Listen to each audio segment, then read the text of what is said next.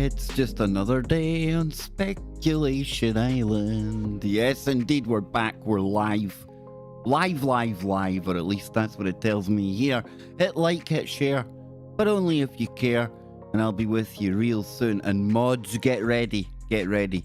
We may need to get the wrenches sorted. Oh boy. Oh boy. And then they came for me.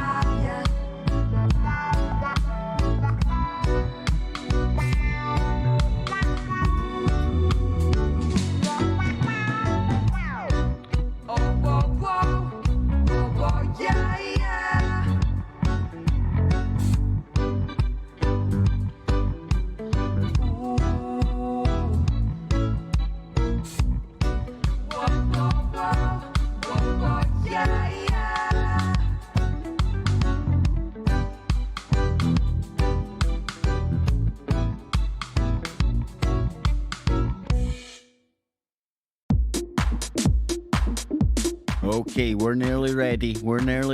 I'll be with you in a moment. We've got lots of cryptids and creepers to look at today. It's going to be a cryptid frenzy. Can you handle the midweek woo? Of course you can. Oh yeah. And a brand new guest today. A brand new guest. Oh, I'm looking forward to this. I hope you are too.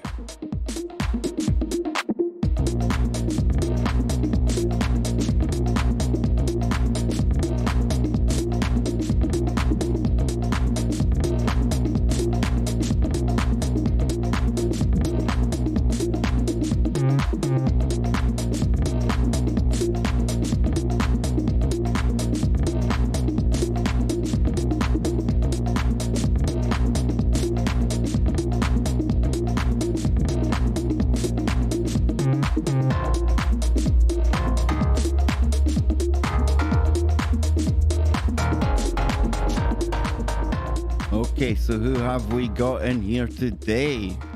We have got the Wookiee was first, PPP. Wookiee rules. Yep, you're the boss of the house today, Wookiee. We have got Jocelyn in there, all the way from Alaska. Malaya, all the way from the USA. Bet. We've got Jennifer. We've got Polly. Sorry, folks, almost swallowed a bit of tea down the wrong way there. We're good. We've got CMB. We have got Polly again. Bet. Yes, indeed. Marty.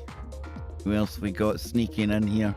I think maybe we might have our special guest today, Vincent, joining us real soon as well, folks. But how the hell are you all doing on this, the 25th day of August in the year 2021 AD, the day that they came for me? Well, almost. There's a story behind it. There's always a story. And listen, I have to be the hardest guy in the world to cancel. I have to be. Because when they come for me, they head from Twitter where they have success. I'm gone. Or at least until my appeal goes through. And they tried to take away your woo. They tried to flag the woo. But it's a bit hard saying that somebody's making hateful comment when the majority of the time we're talking about Bigfoot, Mothman, Cryptids, Nessie. I'm the monster guy after all. Come on. So yes, we're still here. But if you are missing me over on Twitter, which I'm sure none of you are, I'm not there for now. I'm on the naughty step. Yes, I am. Me? They kicked me off of Twitter. Me? Yes, indeed. Yes, I'm telling you, folks. It's just as well I'm a bit of a pacifist these days. I don't believe in violence. However, it goes far beyond one man. This needs to be fought against. This cannot be taken lying down. Hell, I like you. Exactly. It won't be taken lying down. We will laugh in the face of adversity. Yes, so we'll talk about that in a moment. But I really want to get in the mood for a show that I've been looking forward to. Really impromptu, the way this show came around, just via a live chat when I was on with Lon Strickler one night over on Warrior Mode. And I found somebody who I'd talked to in previous chats, very, very interesting gentleman, by the name of Vincent Richardson. He's going to be coming on today, and we're going to be talking about Mothman, or, well, should I really assume gender nowadays? Excuse me, it's man. One of those maybe as well. We're going to throw in a whole segment on pale, creepy crawlers and white walkers and skinwalkers and big feet and you name it, we have got it covered today. And we're even going to take a look here before the show at some of the weirder, less renowned cryptids out there. Oh, there's more than one cryptid for every letter of the alphabet, ladies and gents. There is. We're going to take a look at some of them. There's some crazy ones I've never heard of before. We're also going to take a look at cryptidhunters.org, where they have a real wealth of information on all the latest activity when it comes to the world of cryptozoology. You know, when I first started coming onto the internet, early 2000s, mid 2000, well, probably 2003, 2004, you know, you could find a lot of stuff about the chupacabra. And I'd never heard of this chupacabra thing before until I'd got onto the internet, and I think that's what really whetted my appetite for something I was already interested in. Growing up beside Loch Ness, it would be kind of weird if I didn't have some kind of interest in cryptids. Although that being said, I do know many locals from up there who, when you say Loch Ness Monster, they roll their eyes and just run the other way. So yes, today we are going to be getting into all the cryptids, all the creepers, all the crawlers. And it's like a midweek Freaky Friday. So it's going to be like one big giant surprise as well, right? Because I've not heard Vincent speaking before. I've kind of left it. I want it to be a real raw first meeting between two people that share a real enthusiasm, a real interest into the cryptid woo. And I think it's going to be absolutely brilliant, if I dare say so. Chupalupas. Oh, Polly, yes, indeed. I know, Jennifer. It's like it's on a knife edge right now whether I'll be able to wake up tomorrow morning or not, having been put on the naughty step of Twitter for I seen somebody getting piled on, and I wasn't willing to accept it. Scotland is a very, very strange place, as I've told you before, and I often compare our political party that's in power to maybe one of the biggest cults that nobody talks about in terms of being a cult. And like any cult, they've got their approved people that they go to. They've even got approved comedians, like one that I'm not even going to mention her name, because she doesn't deserve the title of comedian. The only reason these people laugh at her is because, for some reason, she's signal boosted by the political party in power over here. And anytime anyone dare criticize one of their approved people, be it a comedian, be it a journalist, be it whoever that spouts the party line for them, you gotta get ready, because the army of trolls come after you. The cybernats, yes, these warriors, these absolute brave individuals who come after people like me. And I wasn't having it. This was quite a small Twitter user who had obviously dared to question the chosen one. And I offered my experience of dealing with the chosen one in the past. And if we come over here, we'll take a little look at this. This is what I got banned for, folks. And yes, I've drawn the clown. That's the best I could draw, this clown, with like what I've got right now. But in fact, hang on a minute. I can make it better than that. Give me 2 seconds, folks. Give me 2 seconds. There's always a way. There's always a way. There it is. So if I bring this over here, no, not like that. Not like that. If I bring this over here, like so, and I put this here, you see they removed the bit where I had my clown emoji. So I'll just put my clown emoji there. And I'll blow it up a bit, just in case you can't see it correctly.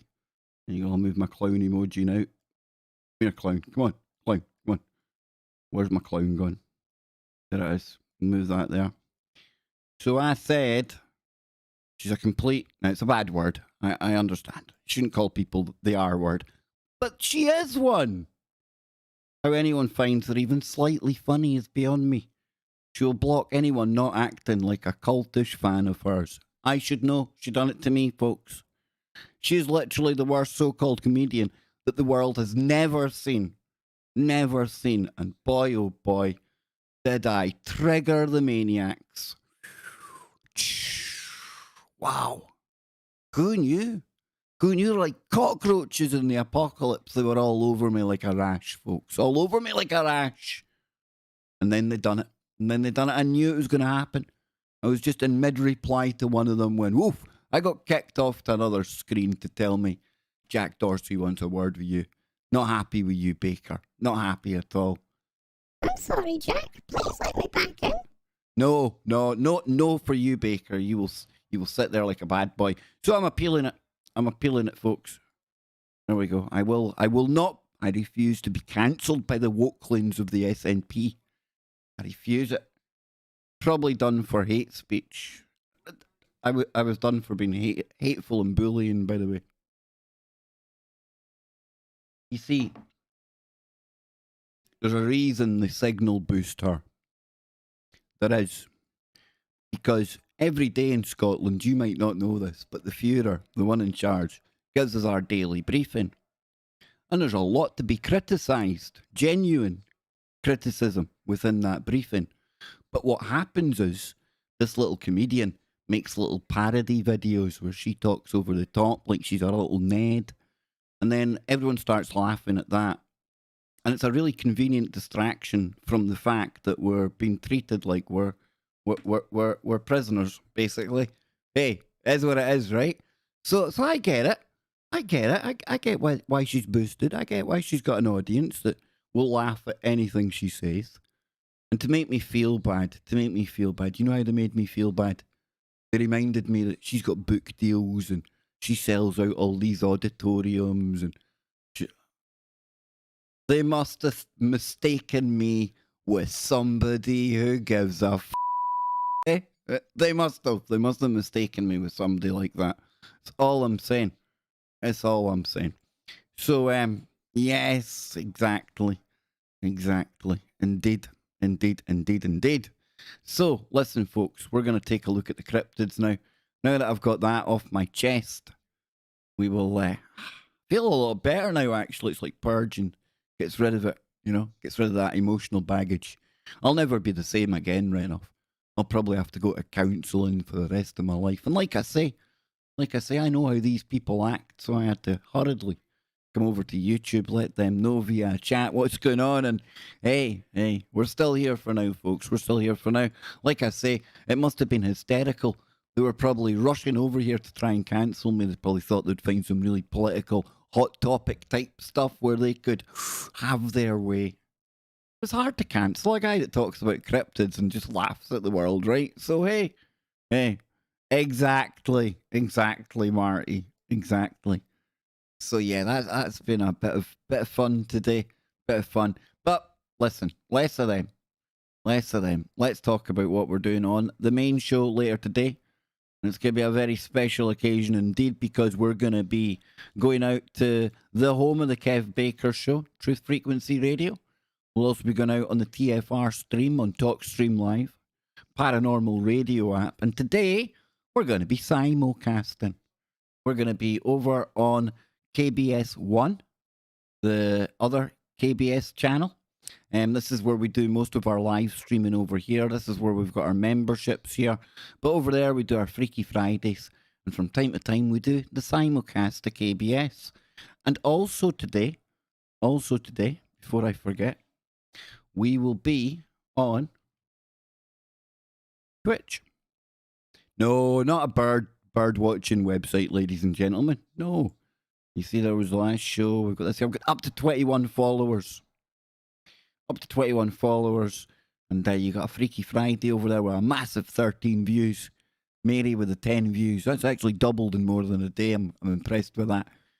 Build it and they will come, ladies and gents. I'm really going to be doing a lot more stuff over here. But less said about on here, about other platforms, the better. Because we're now going to get into the topic of today's show. And Vincent, who's going to be coming on tonight, he has been sending me a lot of images. He does a lot of drawing, a lot of artwork when it comes to these cryptids as well. And he's actually helping Lon Strickler right now put together a book about those horrible pale white humanoids. We talked about them briefly with Ben Emlyn Jones last night. I can't get them out of my psyche. They're like, if anyone asks me what cryptid is it you want to know more about, it's these creepy, yellow-eyed, supernatural, whatever they are. I don't know. Do they come from inside the earth? Perhaps. Are they interdimensional? What does that even mean? Perhaps they are. I don't know, folks. I don't know, but there's something, a real guttural kind of level. They disturb me. And of course, I'm talking about these things here. We'll pull it up, the rake. You'll get it. That type of thing.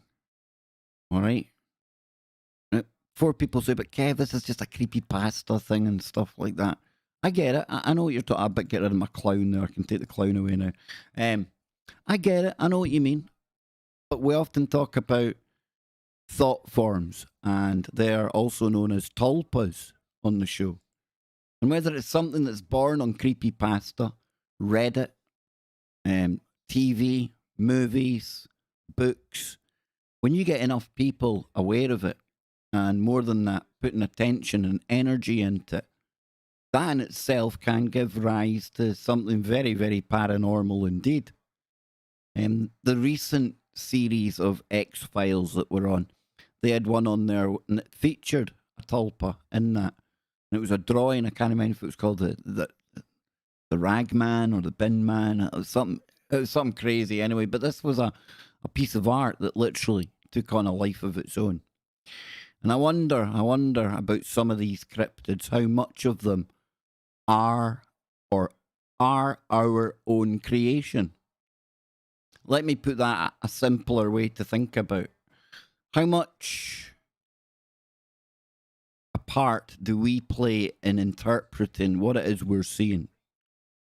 I often say that I speculate about, don't know what, I'm not making any hard claim here, but sometimes wonder, when you got people who are maybe like me into aliens and stuff like that, if you see something in the sky, there's a good chance you're going to see a UFO, something like that, something alien.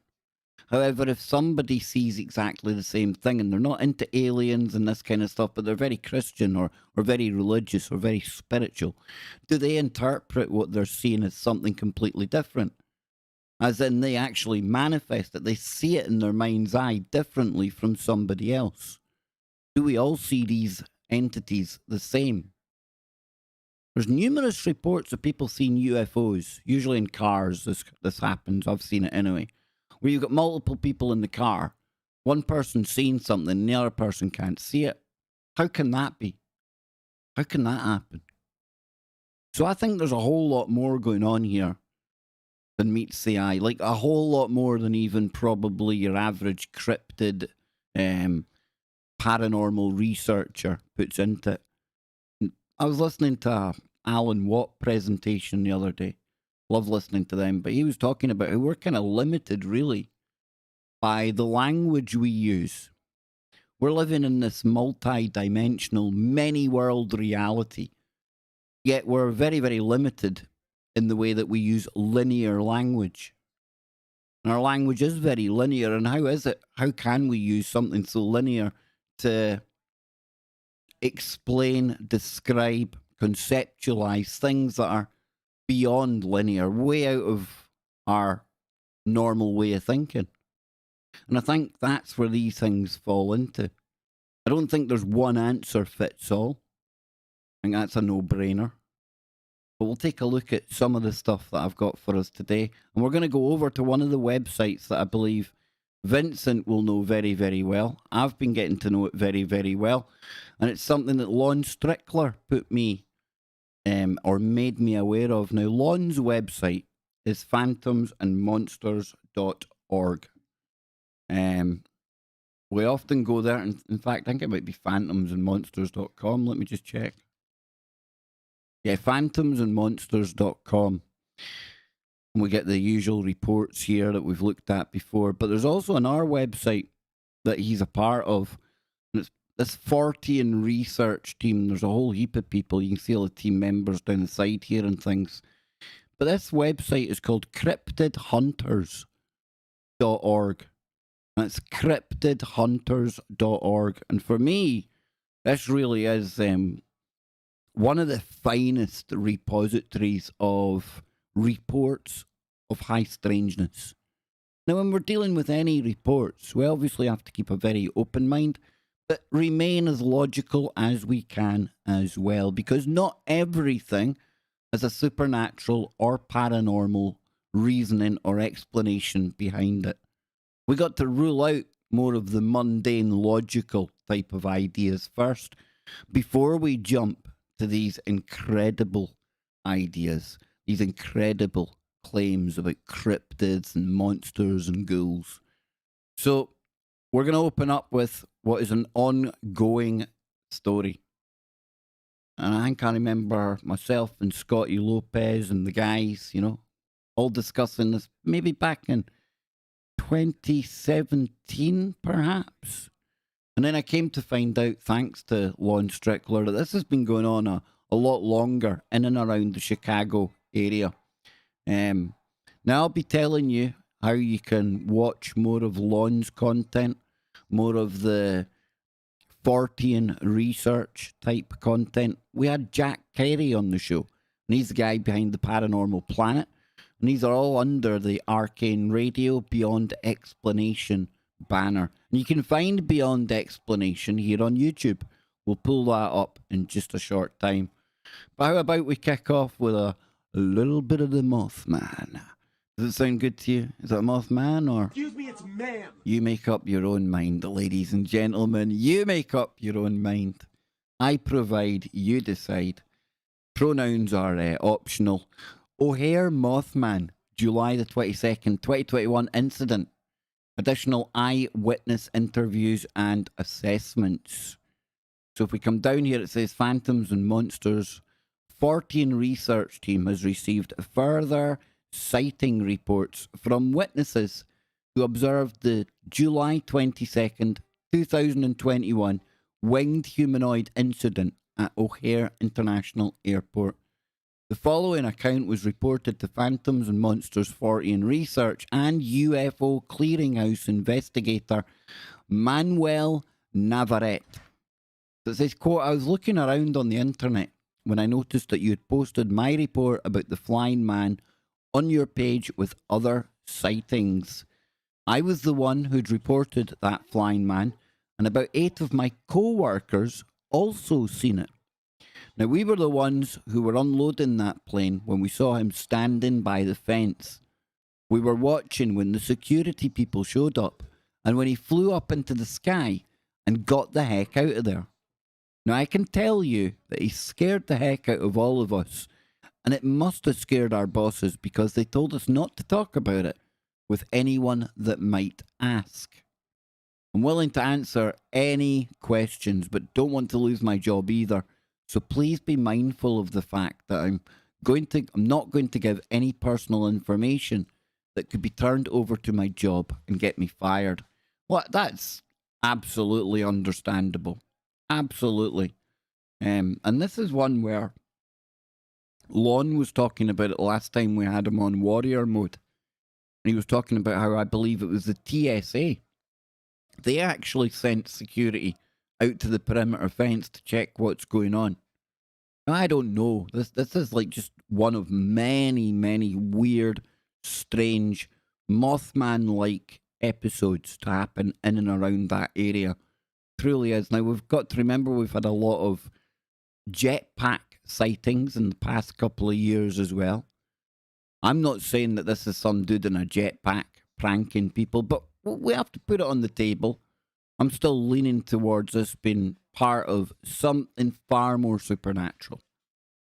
Now, if you wanted to go full woo-woo and right onto Speculation Island, you might want to give some context to what's going on in the area. And one thing for me that's really interesting is Fermi Labs. Yes, Fermi Labs, particle acceleration. Very, very interesting science going on there. Who knows what they might be doing? Does that open portals? Has that opened up something? Have they torn a little rip in the fabric of space and time? Sounds out there, right?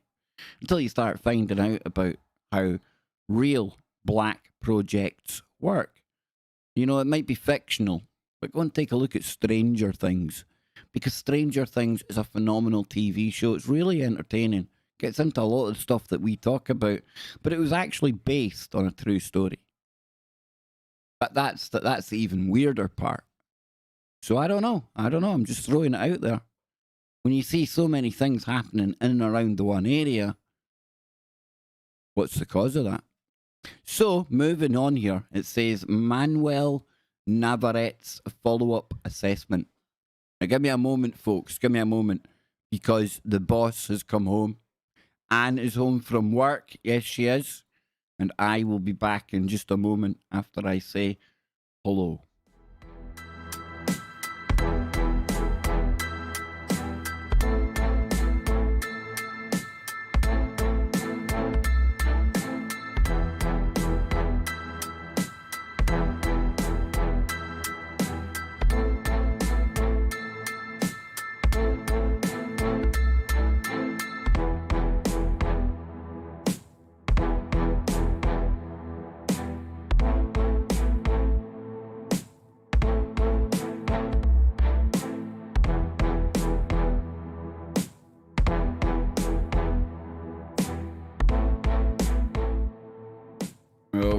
Okay, we're back.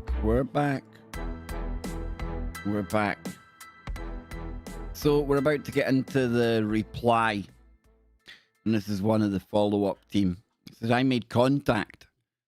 This is one of the 40 researchers, Manuel Navarrete, the follow-up.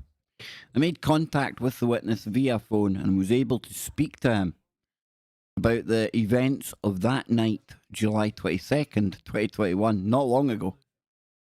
It says the witness works at Delta Cargo as a forklift operator and was just getting off his shift when he came upon the scene unfolding at United Cargo.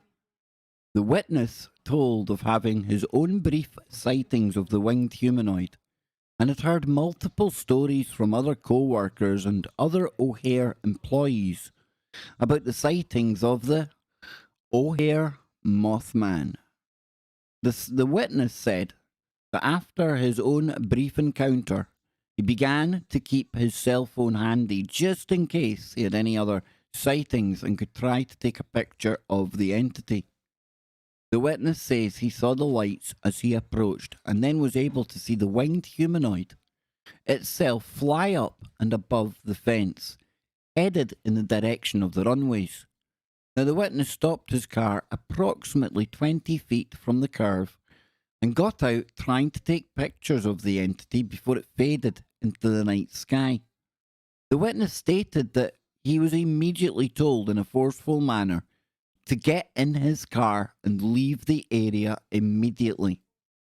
The witness said the uniformed officer told him to leave in such an aggressive manner that the witness was immediately intimidated and felt compelled to stop everything that he was doing, get in his car, and leave the area post haste.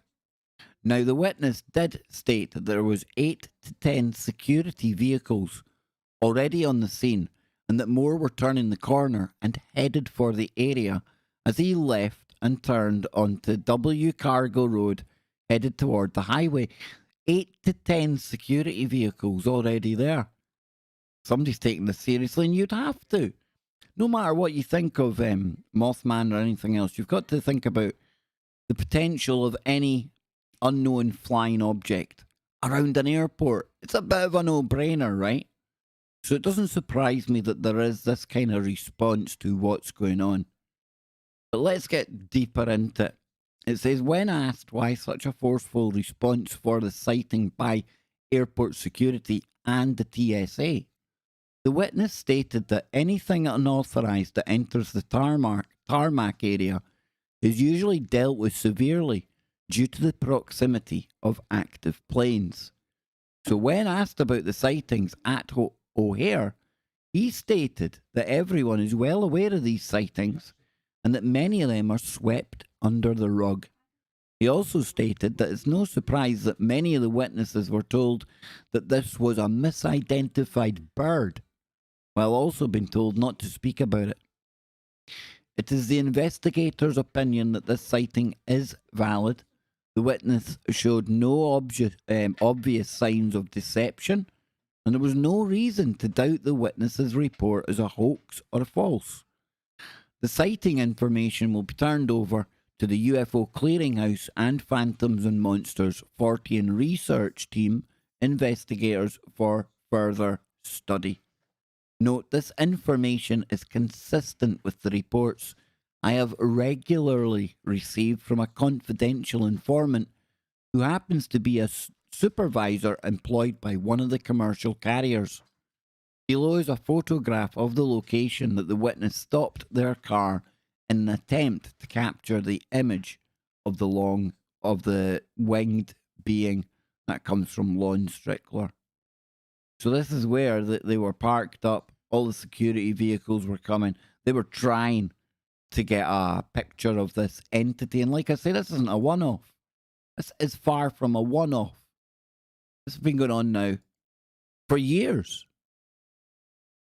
So it says, if you have you had a sighting of the winged humanoid or huge bat-like creature in the Chicago, Illinois metro area, Lake Michigan region? The entity has also been referred to as the Chicago Mothman, Chicago Owlman, and the O'Hare Mothman. And then there's this interactive map over here where you can see, look at all the sightings.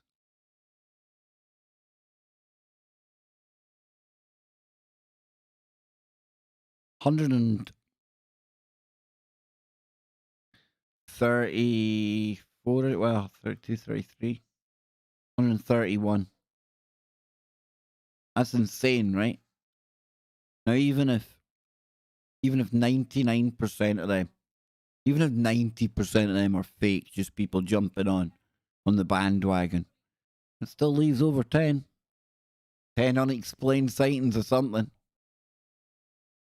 Weird. So let's move on because we've got more here.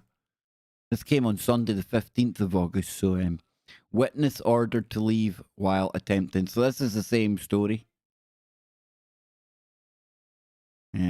Okay, so now we've got another one here. This was posted on the 11th of August, 2021. A red-eyed, man-like, Excuse me, it's ma'am. winged being encountered in Brawley, California. Okay, more Ron says, and that's our good friend Ron. Drop the more, definitely Ron.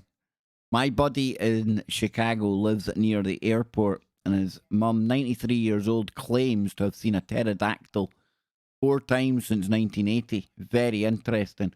Reason I say it's very interesting is because some of the sightings that Stan Gordon's been getting are either, you could describe them as pterosaurs, pterodactyl-like. Some people say the Thunderbird.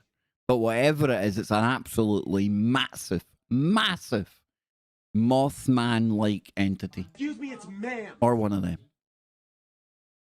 Hell, I like you. That's okay. I like you too, Gunny. We're good to go. So if we get back to this, right? California, Mothman. It's definitely a Mothman in California, right?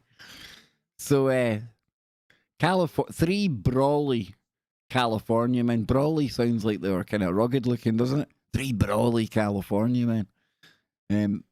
Encountered a red-eyed, man-like winged being near their home. There was also another incident involving a similar flying creature near the Red Earth Casino.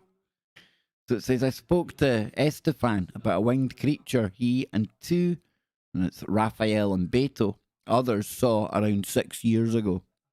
They all reside in Brawley, California, which is located 25 minutes from the US and Mexican border. Now, he mentions that when he saw it, it was about midnight in late December after Christmas. He said that initially he had looked up and seen what he first thought to be a bird flying over a certain area in a zigzag pattern. He mentioned it to his friends, and at first they didn't see it. But as he kept looking at it, he noticed that it was not a bird, but a man-like, or Excuse me, it's ma'am. creature with wings. He explained to them that he was what he was describing, and as usual, they started to say he was seeing things. So here's a case where you've got 3 people. One person's seen something, and the other 2 people are thinking you're mad because you're seeing things. Why aren't they all seeing the same thing? Takes me back to what I was saying earlier, right? Weird. It was sometime after this point that Estefan noticed that it had now stopped in midair and began to look back at him. Right, at this point I run off. There's no man-like bird thing hovering about looking at me without me running off. As much as I love my woo, I can handle the truth.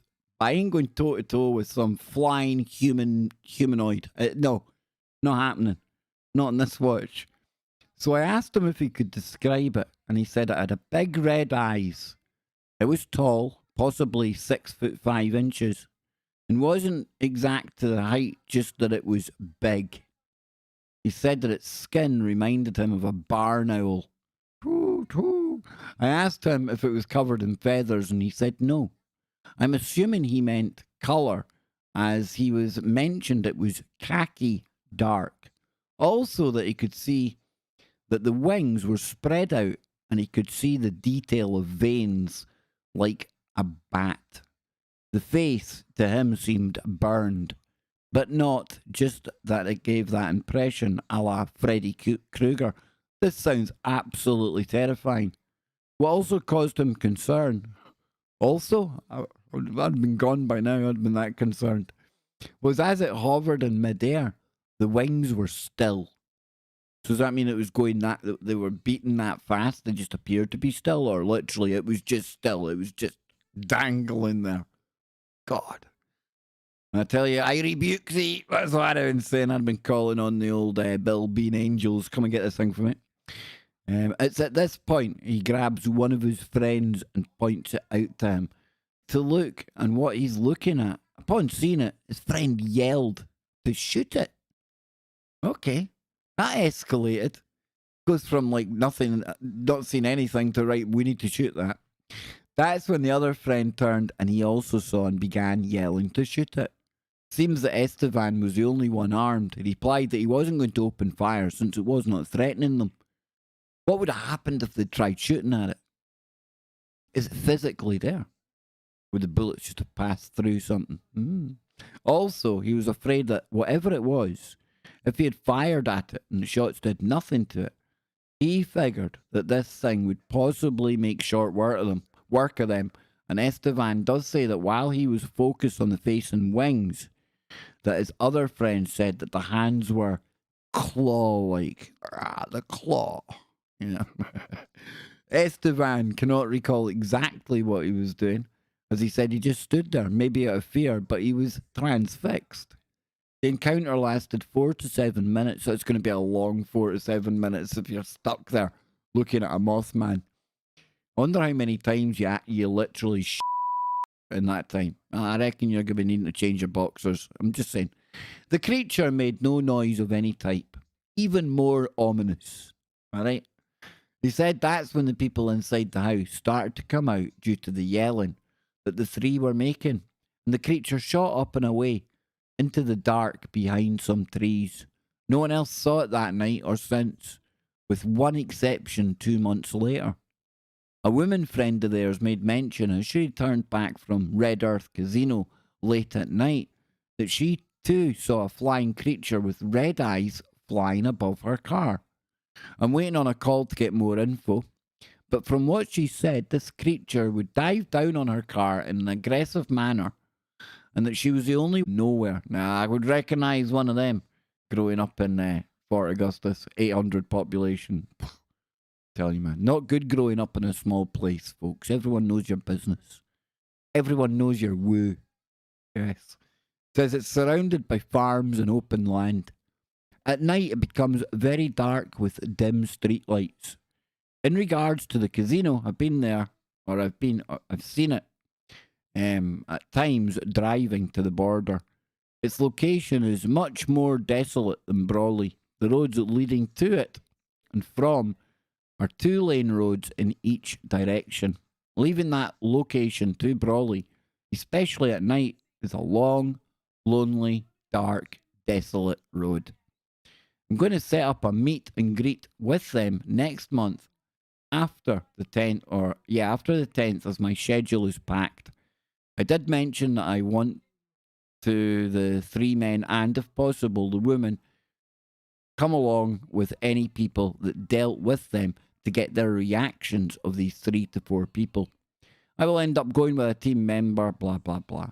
So that was another report of something very, very Mothman-like. We're going to be discussing these, but also the pale crawlers, Bigfoot, and a whole lot more that Vincent's been putting together in the background as well. He's been sending me some images over on Facebook. I'll give you a look at one of these just now. It'll be one of the things that we're discussing tonight. And I think you'll all be big fans of Vincent's art. Check that out.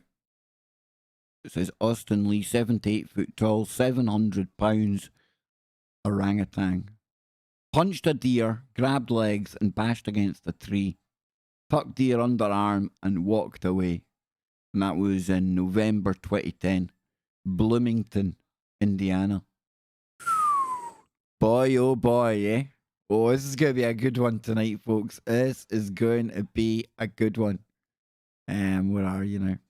Come back over here. So I'm going to get a quick drink of my coffee. And then we're going to come back and we're going to go over some of the A to Z. Some of the A to Z of these cryptid fellas out here. Just look how many there are. Look at all this. Look. The blue the bronzy. We know the bunyip, the buru. We have got Cassie. We've got somebody called Cassie comes in the chat room. She's not a cryptid. We've got the proto-pygmy, the Dobar Chew, the giant anaconda, the giant forest hog, giant monkeys, giant octopi, the giant sloth. Yes, indeed. The Ufiti.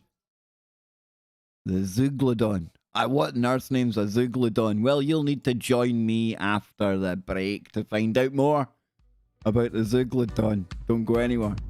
Wah, wah, wah.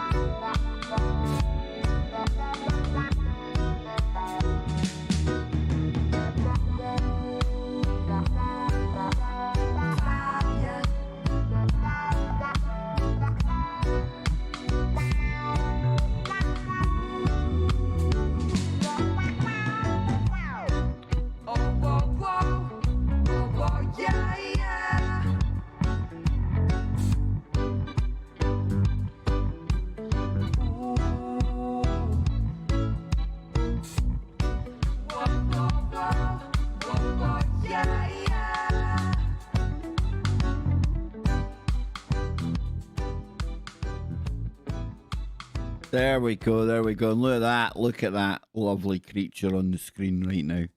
That is our good friend, Zach. Yes, indeed. And if I sounded that or I looked distracted there, I just got another message coming in just as I was about to say that. But you may remember, I hope you remember, our good friend Karen in the chat room. Just seen her coming in there. The Gherkins. We've got Karen, Andy, and Zach, the dog. You often hear me giving the three of them a shout out. Huge friends and supporters of the show. And Karen has been keeping us up to date with the recovery of Zach. And look, Zach has had a number of stitches. He's got his own scar now. So in Glasgow, Zach would be definitely one of the hardest dogs on the block. And I'm just really, really glad that Zach's on the mend. I'm really glad that Karen and Andy will be able to get asleep again, I hope. And everything has gone smoothly. Absolutely awesome. That made me smile. That makes my day to know that Zach the dog is better. And this one goes out to Zach the dog. The least strange creature that we're going to be talking about today. Yes, indeed.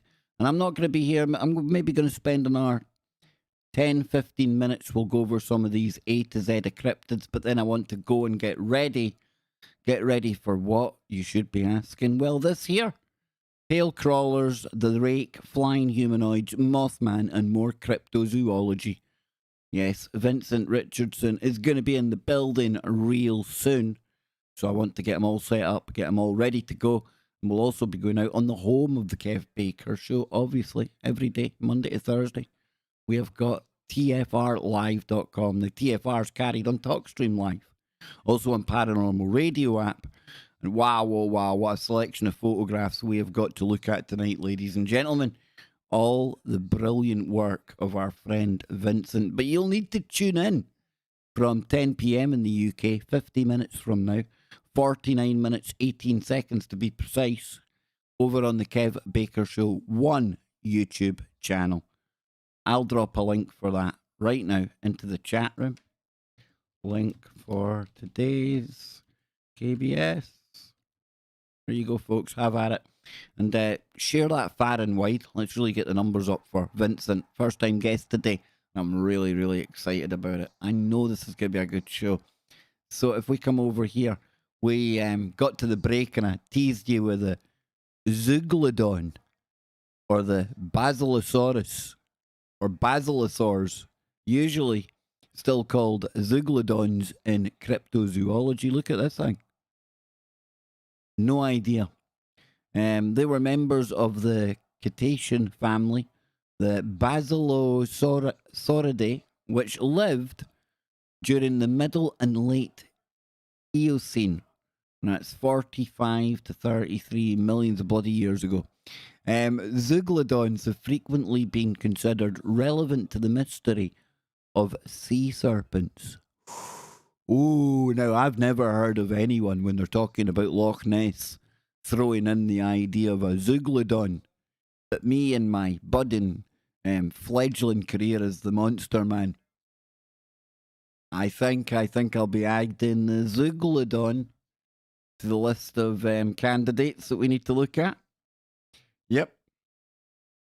Initially due to the Hydragos hoax and later as a genuine identity for sea serpents. Now this possibility was briefly raised by botanist Mathis Jacob Sheleden in 1846, but was not fully examined until A.C. Udemans and J. G. Wood during the 1880s. Since then, cryptozoologists, most notably Bernard Heuvelmans, Roy P. Mackle, Carl Schucker, have suggested that Zeuglodons are related early cetaceans as identified for various sea serpents and lake monsters, mainly due to their eel-like shapes. Now remember, there was a guy that claimed that the Loch Ness Monster might be a giant eel. Remember? And I kind of ridiculed the guy because that's like saying the Loch Ness Monster might be a fish. Because the reason they said it might be an eel is because they found eel DNA in Loch Ness. Now, if you know Loch Ness, you'll know that eels live in Loch Ness. So, as opposed to just thinking, well, maybe that's eel DNA, this Australian scientist, and I love my Australians, however, this was pretty bunk science on a good day.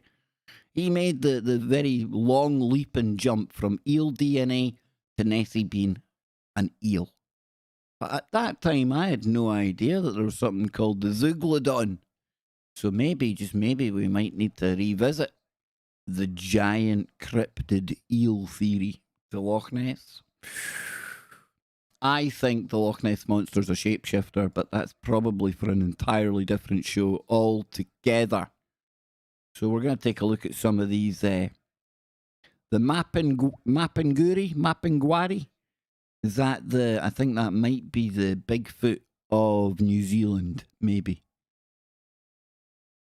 The MapandGwari is a cryptid report. Oh, Brazil. Damn. Reported from the Brazilian or Venezuelan Amazon and possibly Paraguay. Described most simply as a bulletproof, extremely foul-smelling animal with long hair, robust claws, and both quadrupedal and bipedal locomotion. It's described primarily as bulletproof. That suggests to me that somebody's gone toe-to-toe with the MapandGwari before, and it didn't turn out well. Popular folklore also gives it a number of characteristics typical to mythical South American monsters, such as its mouth and its abdomen, and the European cyclopean characteristics of a single eye, features rarely appearing in sightings. As of 2001, David Oren had collected more than 80 MapandGwari sightings and 7 accounts of MapandGwaris being killed. How did they do it? Did they do it with like holy water? Did they have to hit it over the head? Early cryptozoologists such as this guy here looks like he's like the grandfather of cryptozoology. Bernard Heuvelmans, that guy, look, he knows what he's talking about. Was a Belgian French zoologist and writer who is regarded as the father of cryptozoology. Okay, so I wasn't far wrong, right? Not a bad guess. His book, On the Track of Unknown Animals, 1955, is regarded as the document of the founding document of the field. So it's like the tablet, a Sumerian tablet, right? Basically, that's where it all begins, folks. It all begins. You know. So On the Track of Unknown Animals was followed by In the Wake of Sea Serpents, which attempted to classify reports of sea serpents using the Hoovelman system. During the 1960s, he was especially noted for his investigation of the Minnesota Iceman alongside Ivan T. Sanderson. He was the founding member and the president of the International Society of Cryptozoology. Didn't even know there was such a thing. Who knew? Have they got a website? Come on, man. A website. Oh. Archived on the Wayback Machine. Must be gone now. Damn them.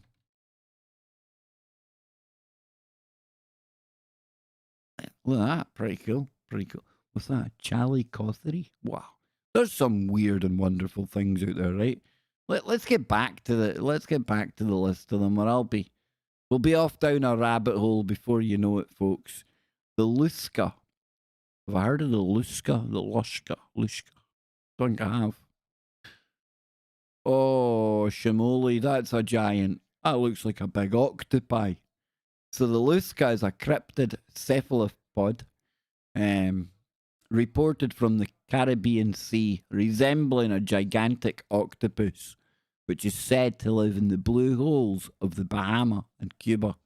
Similar cryptids are reported from banana holes, brackish pools, and lakes of the Bahamas. It has been associated with the Floridian St. Augustine monster, a globster, which, according to some analysis, may have been an enormous octopus. A globster? I've never heard of that before. What's that all about? The globster. Who knew? It's a globster. All right. What? Come on. You gotta be kidding me. There's no such thing as a globster. A globster or a blob is an unidentified organic mass that washes up on a shoreline of an ocean or other body of water. A globster is distinguished from a normal beached carcass by being hard to identify, at least by initial untrained observers, and by creating controversy as to its identity, like the Montauk Monster was a globster. Listen, the study of globsters is a very, very important part of any pseudoscientist's research. Ladies and gentlemen, in the chat room right now, and he's now the proud owner of a wrench as well, is today's special guest. Yes, this gentleman here who is going to be coming on, and he is going to be raising the bar when it comes to woo, folks. Raising the bar. I'm looking at a whole host of pictures right now. Wait till I pull this one up. Get a little taste of this, folks. Check this out. Amazing. Wow. I like that. When I say I like it, I mean the drawing. If I was to come face to face with it, probably not so much. So, that's kind of disturbed me, the whole Luska. What else we got? Thylacine, that's our Tasmanian tiger, who Ken Rotman's been on talking about before. Giant sloth, that thing's boring. Giant forest hog, boring. The Queensland tiger. Okay. So the Queensland tiger is a cryptid feline marsupial reported. Now, I think it goes without saying that it's Australian. Being a Queensland tiger, I'm just saying. Usually identified by the Pleistocene marsupial lion, or a smaller relative, or more rarely with the thylacine, or an entirely different form of marsupial or felid. Although not as well known as other cryptids, it is one of the best documented, and in the middle of the 20th century when, there he is again, Bernard Hoovelman's The Hoovelman, the Hoove, right? Let's call him the Hoove. That's a cool name, the Hoove. Wrote that it was the unknown animal closet to... What? Wrote that it was the unknown animal closest to official recognition. And it was often been... I thought you said it was in the closet. I was going to say, oh no, don't tell me I had a thing with gender confused. You see, nothing new under the sun, right? It was often been described in natural history books on Australia. Although not reported as often now as it was in the early 20th century, sightings of the Queensland tiger continue to this day. And I am confident in saying some of them probably go by the name of Bruce. G'day, Bruce. Bloody hell, Bruce. Oh, I know. I have to laugh at my own jokes. Nobody in the house does, and none of you do either. What the hell is a Shunka Warakan? Okay, so according to some accounts, explorer William Clark claimed to have discovered rock art in the Rocky Mountains depicting a giant dog wolf of ferocious appearance and enormous size. A curling, shaggy mane. Oh, what are you saying, Shaggy? I've lost the plot, Vincent, I promise I'll be sensible and professional by the time you come on. Was represented as extending down the back of the animal, and in one instance was pictured bearing a young deer in its jaws, illustrative of its size and strength. Got a quote here, 1995, Lance Foster told Lauren Coleman that, quote, "We had a strange animal called Shunka Warakan that snuck into the camps at night and stole dogs. It was said to look something like a hyena and cried like a person when they offed it. Its skin is said to be kept by someone still."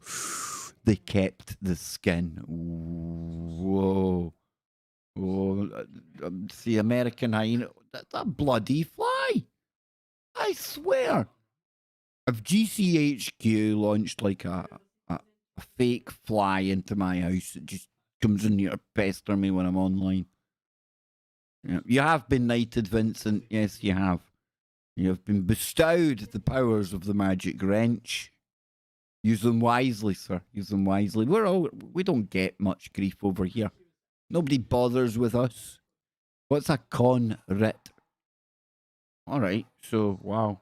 So a conrit is a cryptid sea serpent reported from the coasts of Vietnam. Classified as a many-finned sea serpent, a Hoovelmans type, which has frequently been reported from Vietnam's Ha Long Bay. Based on a partially decayed carcass washed up in 1883, it was described as an enormous, segmented centipede-like animal. There you go. So listen, folks, I'm going to start to wrap this up now. We need to start getting ready, start to get my sensible head on for today's show, which will be over on YouTube, on the main Kev Baker Show channel. I'll drop a link before we go as well. There's a link already been dropped in the chat room. But I'd love for you to come and hear Vincent talking with me about all these things and more. It's just going to be two guys talking about cryptids. Two guys just sitting there talking about the kind of stuff that we are all into. And I tell you what, it's going to be absolutely amazing. How do I know that? Because I've got the chronovisor fired up earlier on today. I can look into the future. Do you not know that by now? We roll differently around here, folks. On the day they came for Kev. Eh? Can you believe it? Those pesky wokelings. Those pesky wokelings. It goes far beyond one man. This needs to be fought against. This cannot be taken lying down. Hell, I like you. Remember and join me for the main show, folks. We're going to have fun today. It's going to be really deep woo with our special guest, Vincent Richardson. You can catch it on the home of the Kev Baker Show, Truth Frequency Radio, or just jump on over to the main KBS YouTube channel. And I will be over there real soon with Vincent. And tomorrow we have got Doc McCairn on KBS. What a week it's been. I want to thank all of you for being here today. Remember, folks, keep your mind open. Keep looking for the woo, but not to the point where your brain turns to black goo. Ah, Pedro. He's been listening to me with Doc McCairn. If you want to hear that kind of content, my friend, oh boy, you come to the main Kev Baker show. Some days it's woo, some day it's news. No holds barred, my friend. No holds barred. We don't do Walklins around here.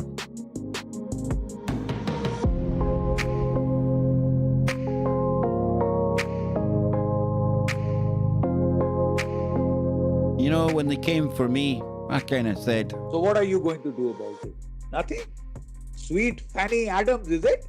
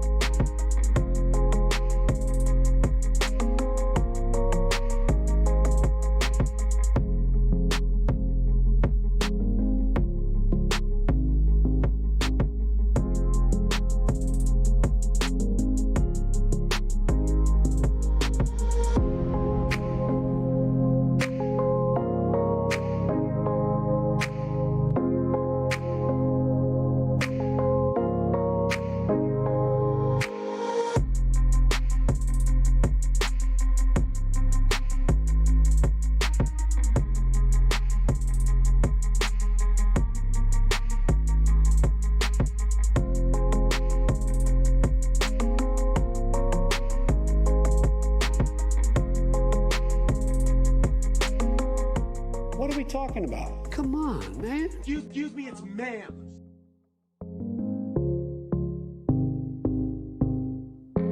And the last card would be the extraterrestrial threat.